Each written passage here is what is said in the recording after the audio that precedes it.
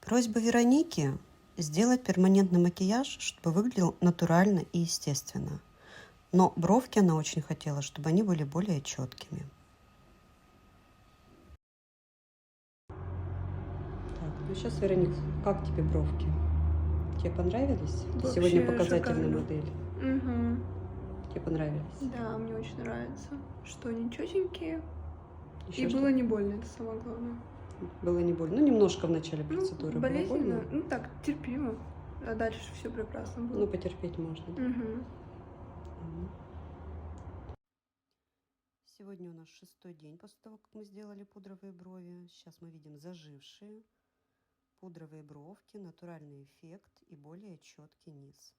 Дополнительно мы сделали нежную тоненькую межресничку. И сейчас мы видим у Вероники акварельные губы сразу после процедуры.